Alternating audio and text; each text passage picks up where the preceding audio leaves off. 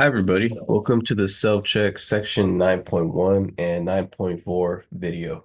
Let's go and take a look at number one. So number one states we want to test whether the mean height of eighth graders is 66 inches. State the null and alternative hypothesis. So we have a couple keywords going on here. We have mean. That means we're talking about our mean. So we're going to use mu. And we have a statement that says is, and that is going to mean equal to. So when we write our null and alternative hypothesis, we always want to start out with what our claim is. So here, the keyword test means that we have our claim here. And so we want to start out with writing HO, H1, and our claim is 66 inches. So we want to state mu equals 66 and say that is our claim. Okay, so now our alternative hypothesis is going to be the exact opposite of equal to 66.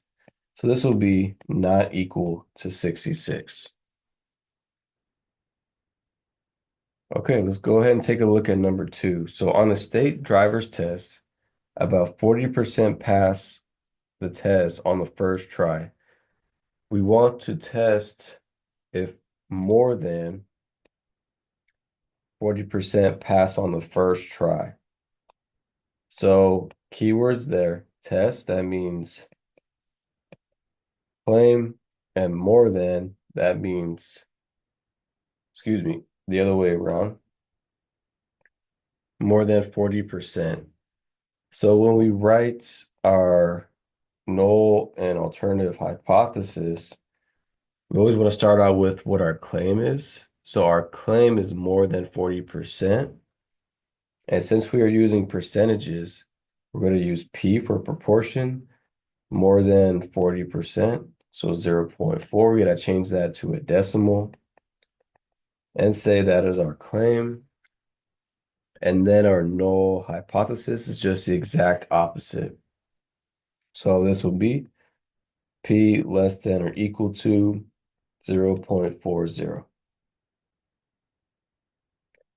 All right, let's go to take a look at number three now. We want to test the claim. Once again, we have test, claim, that the mean is greater than 12.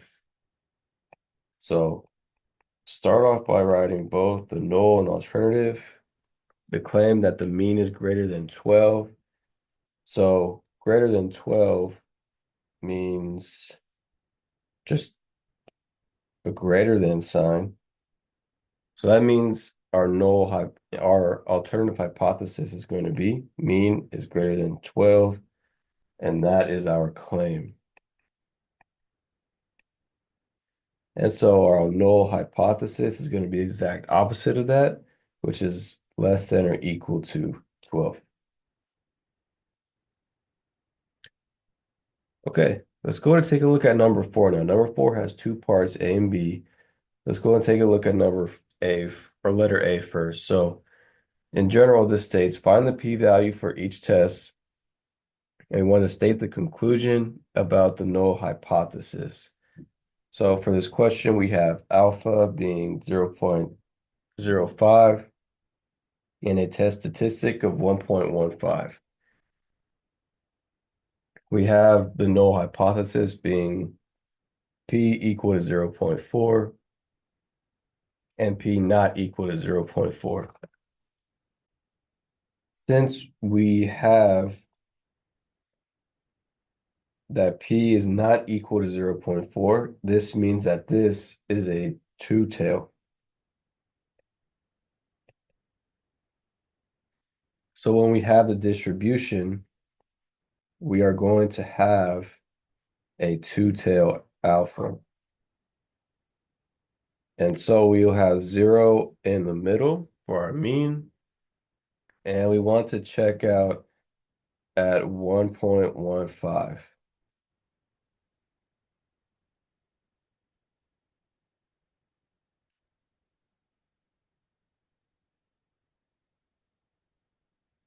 Okay. And it's two tails. So what we need to do now,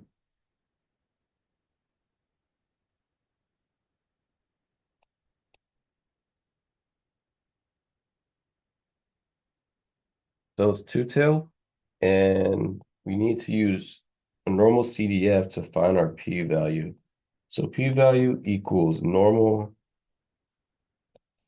CDF, and we're starting at 1.15. We're going up to 9999. So let's write that out.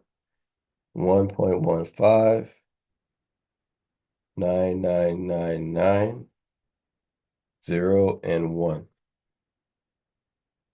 Remember that here our mean is 0 and our standard deviation is 1.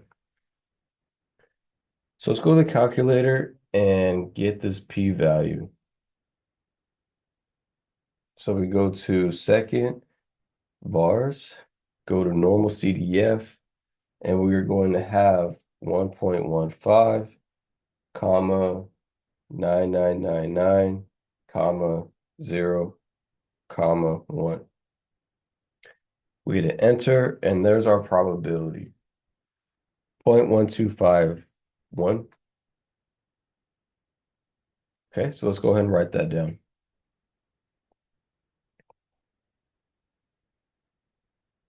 But remember that this is a two-tail test.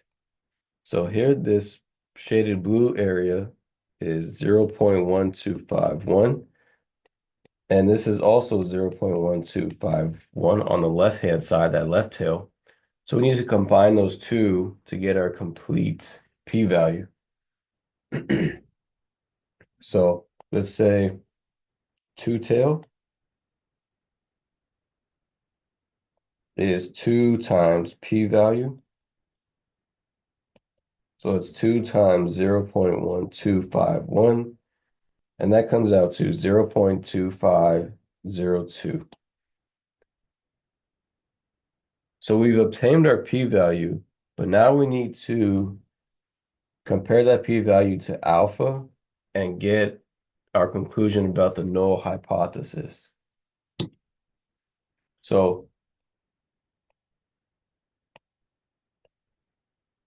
since our p-value is 0.2502, well, that's greater than alpha, which is 0.05. So this means that p-value is greater than alpha, and that means we fail to reject the null.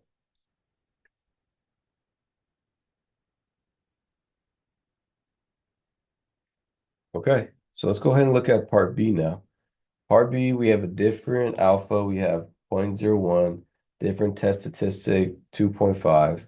And now we're looking at mean and just a different situation. So notice here we have a greater than sign. So that means we have right tail.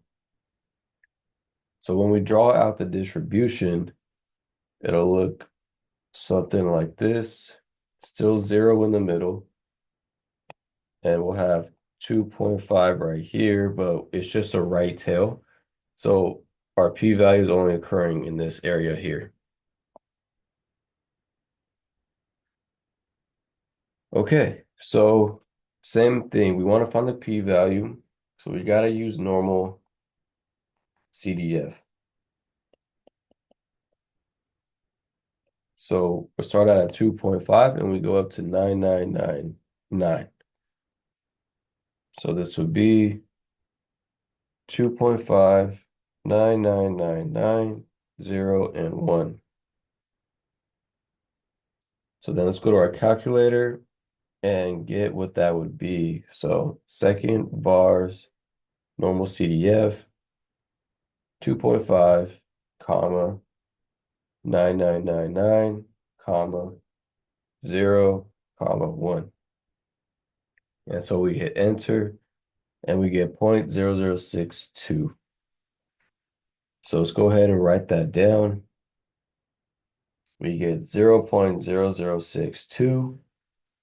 And now let's go ahead and compare our p-value in alpha.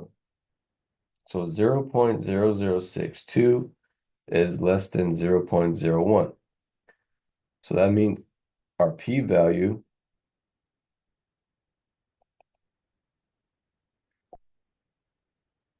is less than our alpha.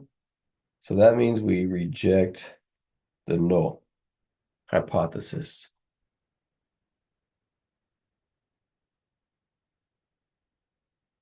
Okay, so that's it for this video. Thank you for watching. I'll see you next time. Goodbye.